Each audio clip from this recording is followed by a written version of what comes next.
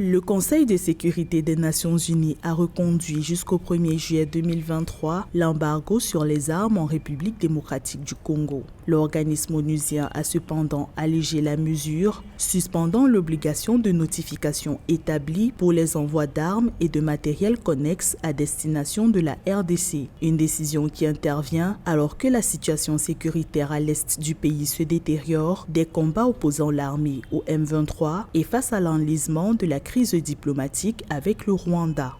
La principale raison invoquée par les conseils de sécurité des Nations Unies pour prolonger cet embargo contre la République démocratique du Congo est que certains officiers supérieurs de l'armée congolaise, notamment des généraux, seraient impliqués dans différents trafics à l'est de ces pays et fourniraient en armes certains groupes armés.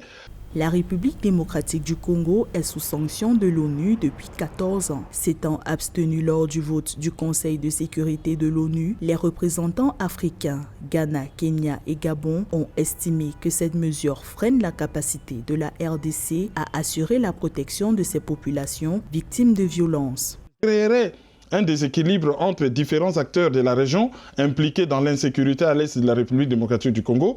Il vous en souviendra par exemple que le Rwanda est accusé de soutenir les M23. Or, le Rwanda n'est pas sous embargo. Donc, les armes achetées par le Rwanda pourraient se retrouver entre les mains du M23 qui agresse le Congo et le Congo n'aura pas les mêmes moyens en armes pour combattre ces mouvements. Les nouvelles mesures de l'ONU imposent un gel des avoirs et une interdiction de voyager aux personnes et entités coupables de production, fabrication ou utilisation d'engins explosifs improvisés en RDC. Selon Bintou Keïta, chef de la mission de l'Organisation des Nations Unies pour la stabilité en République démocratique du Congo, la stabilisation du pays est un enjeu majeur à près de 17 mois de la présidentielle prévue fin 2023.